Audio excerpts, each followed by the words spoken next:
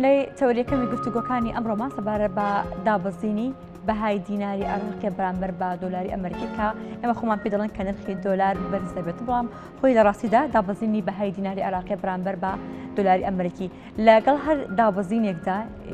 کە لە بەهای دیناردا ڕوو ئەدات ئەمە هەرایەکی زۆر لە بازاردا دروست دەکات بۆی کە مودەتێک دەبێت کە بەهای دینار هەوڵ ئەدەێت بە بەردەوامی بەرەو بەرزبوونەوە بڕۆت، بەڵام دابەزینی بەهاکەی هەڵبەتە ئەمە کاریگەری لەسەر بازار دروست دەکات لە شازەکان کاریگەری لەسەر کڕوانێنی خەڵک بۆ جمجۆڵی بازار دروست دەکات. ئایا ئەمە دابەزینی بەهای دینار دەبێتە هۆی کێشەیەک لە بازاردا؟ ئایا دابەزینی بەهای دینار دەبێت بۆ قەیرانی دارایی؟ ئایا دابەزینی بەهای دینار وا دەخوێنرێتەوە خۆ لەدانەوەکانی وا بۆ دەکرێت کە بەردەوام بێت و ئەگەری نێبتێتەوە سەر ئەو نرخەی کە لە چەندین لە پێش ئێستادا بوو دیاریکرابوو بۆ مەبەستە میوانداری زۆر بەڕێز بۆ ئەم تەوەرە سەبارەت بە دابەزینی بەهای دینار بەرامبەر بە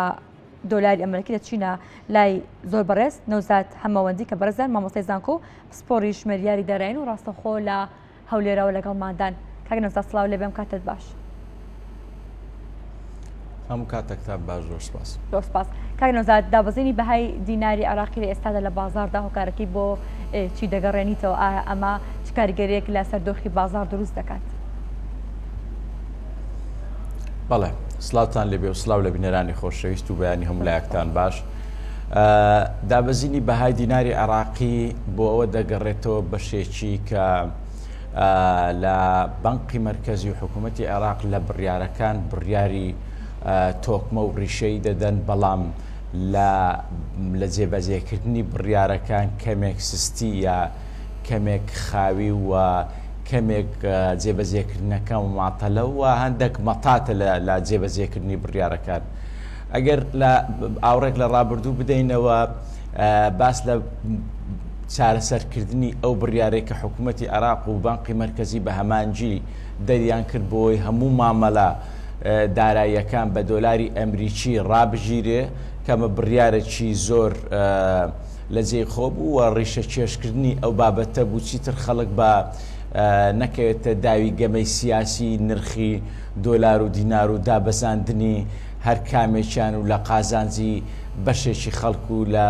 بەرژەوەندی بەشێک لە بەرپرسان و بەشێک لە سیاسەتمەدارانی باڵاوە لە زەرەرمەندی بەشێک لە خەڵکی مامناوەند و دەوڵەمەندەکان و بازرگانەکان. ئەمە وای کردووە جۆرێک لە سستی لە جێبەجێکردنی بڕیارەکان دروست بێ. هەر ئەمەش وای کردیە کە گەیشتونەتە مانجی شەش وە لە چارەجی یەکەمی ئەم ساڵدا زیاتر لە 13 میلیارد دۆلار حکوومەتی عێراق لە بانقی مەرکەزی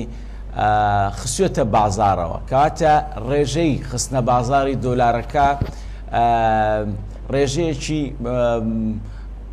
ئەوتۆ نییە و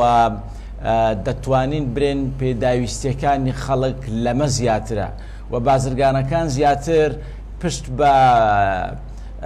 بەشێکی زۆریان پشت بە بازاری ڕەش دەبەستن بۆ بەدەستهێنانی دۆلار و ئەمەش کاریگەری ئەوەی دەبێت کە بازاری ڕەش مامەلەکانی گەرم و گورتر دەبێ و کڕین و فرۆشتن لە بازاری ڕەشدا جم و جۆڵی زیاتری دەکەوێتێ دەبواە تا ناوەڕاستی مانجی ساڵی 2024 و لە مانجی شەشدا دەبواە بەرهیز نەبێ بەشێکی زۆری مامەڵە داراییەکان بە دراوی بیانی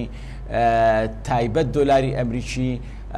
سز ببێتەوە و ڕابگیرێ. بەڵام دەبینین حکوومەتی عێراق و بانقی مەرکەزیش جۆرێک لە خاویە جۆرێک لە سستی لە جێبەجێکردنی بڕیارەکە دامێ کە لە بەرژەوەندی حکوومەت و لە بەرژەوەندی بانقی مەرکەزی و لە بەرژەوەندی بەرزکردنەوەی داهات و احتیاتی حکوومەتی عێراقدایەوە لە زەرەری هاوڵاتیان و خەڵکی ئاسایی و خەڵکی کەم دەرامەتدا دەشتێتەوە. بەڵێ لە سەرەتاشدا کاک نەوزاد کە ئەم بڕیارە دەکرا بڕیاری ئەوەی کە نرخی دۆلار بەرامبەر بە دیناری عێراقی بەرز بکرێتەوە لە بەرژەوەندی خەڵکدا نەبوو، لە ئێستادا دووبارە هەمان ئەو سیاسەتە جێبەجێ دەکرێت. ئەمە کاریگەریەکانی چی دەبێت یاخود بۆچی شەقامی عێراقی گرنگ نین بۆ بانکی ناوەندی لە دەرکردنی بڕیارەکانیدا؟ بەڵێ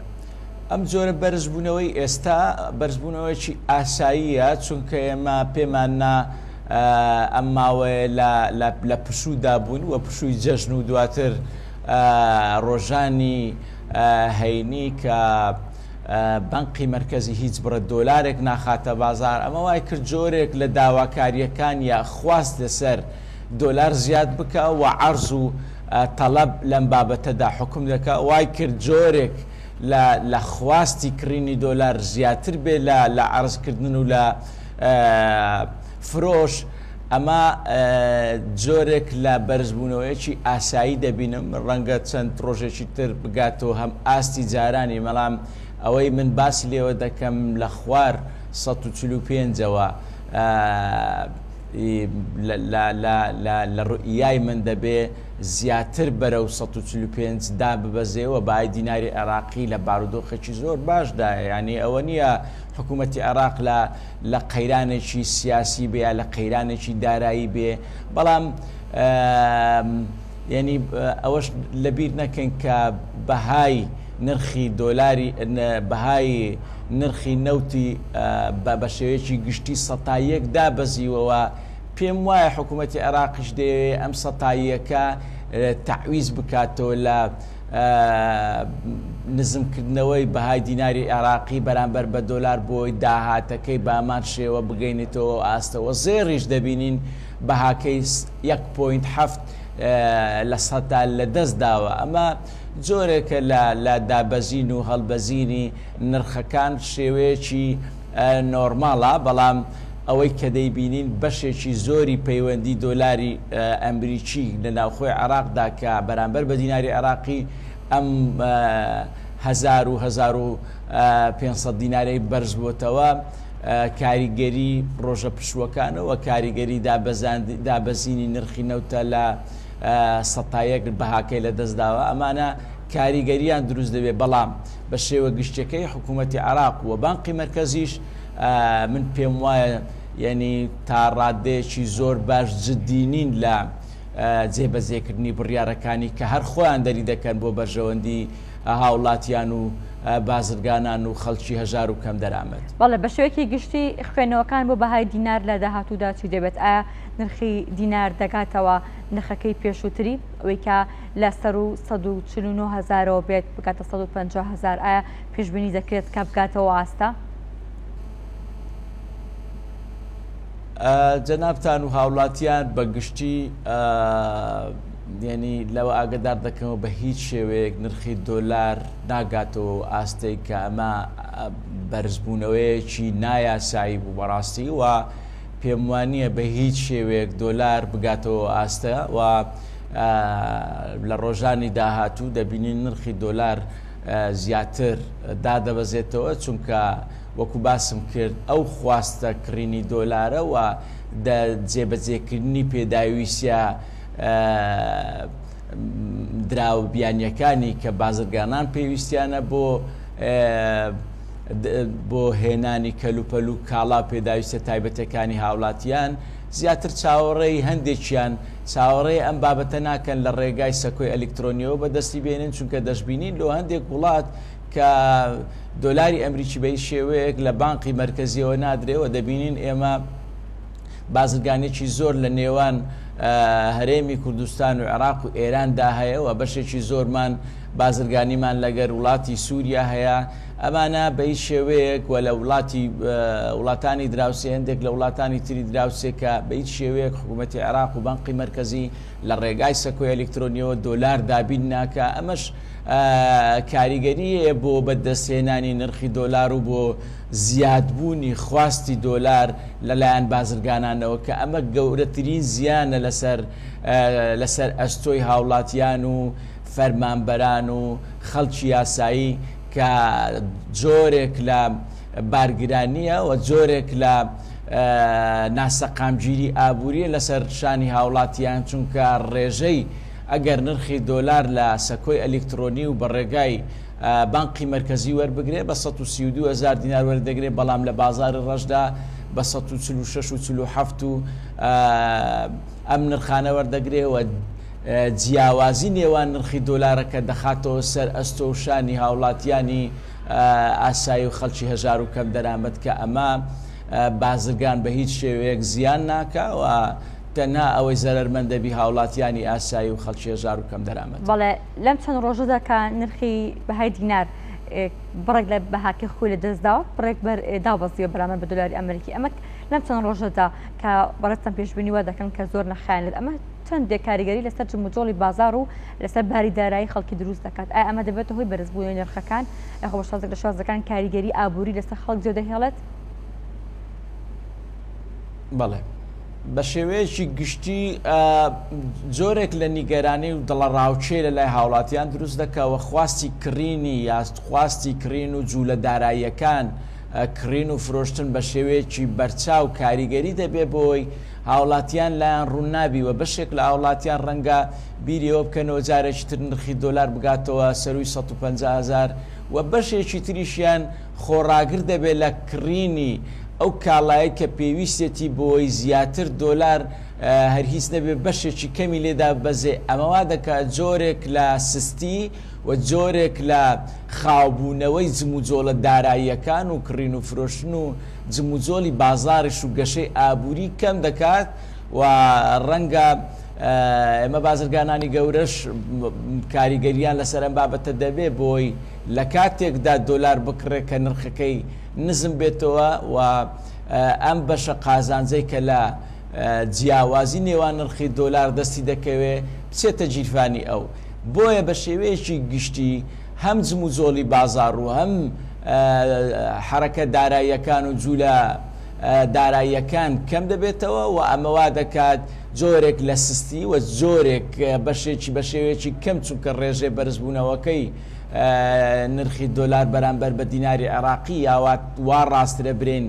لە دەستدانی بەهای دیناری عێراقی بەم ڕێژەیە وا دەکا خەڵک چاوەڕێ بکە بۆی کاتێکی تر بۆ سەقامگیری بەهای دیناری عێراقی بەرامبەر بە دراوە بیانیەکان بۆ ئەوەی لە کاتێکی گونجاودا مامەڵەکانی دروست دەست پێ بکە. ئەمە هەم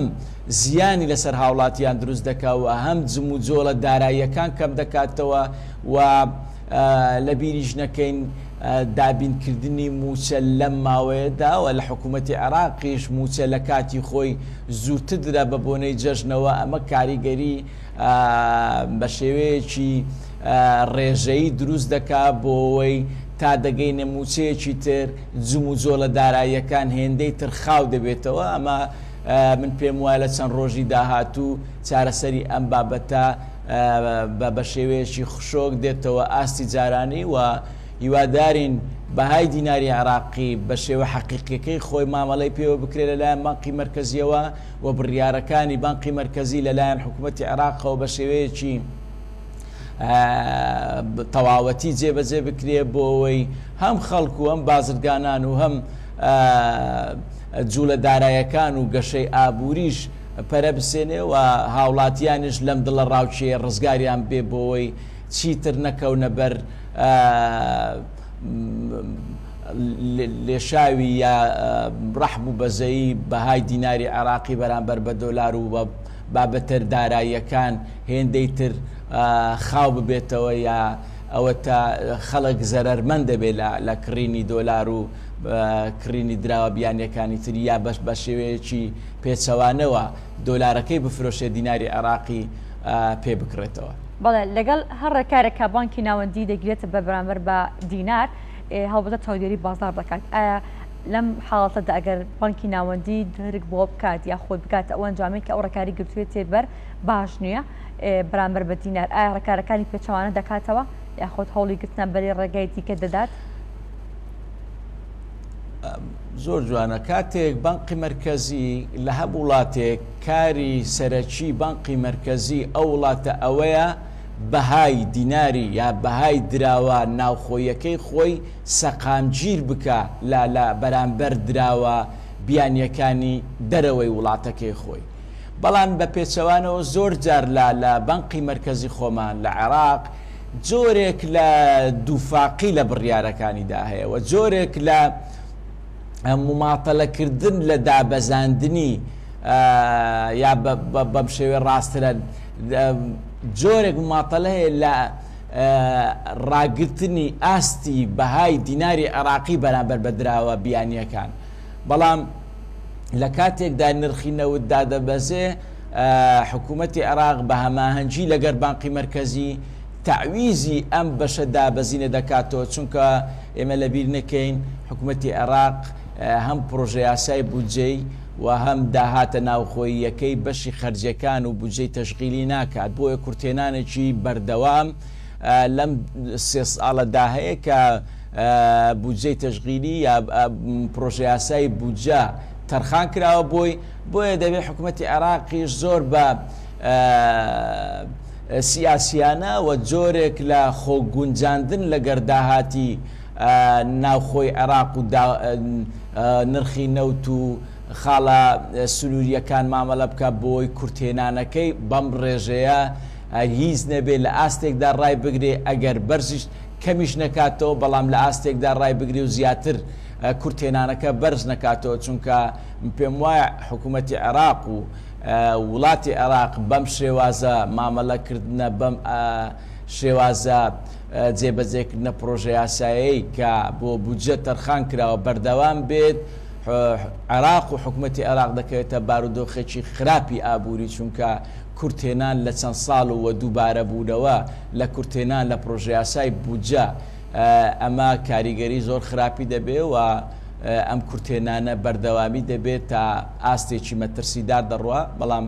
هیوادارم ئینشاءالله سیاسەکانی عێراق و بە هەمانجی لەگەر بەرپرسانی حکوومەتی هەرێمی کوردستان وا بکەن داهاتی ناوخۆی عێراق نەوتی و نانەوتی بگەنەوە ئاستەی کە هەرگیز نەبێ ئەگەر زیادیش نەکە خەرجی و داهات بگەنە ئاستێکی هاوتەریب یا هاوتا بۆی مەترسیە کورتێنانەکان وا لە حکوومەتی عێراق نەکا کە بەرەو داڕومان و داڕوخان و لە دەستدانی بەهای دیناری عێراقی ڕوونەدات. بەڵێ زۆر سپاس بۆ زۆر بەڕێز نەوزاد هەمەوەندی مامۆستای زانکۆ پسپۆڕی ژمێر یاری و دارایی سپاس بۆ تۆ سپاس بۆی کە لە بەیانی ئەمڕۆی کوردستانی لەگەڵ ئێمە ئامادە بوویت.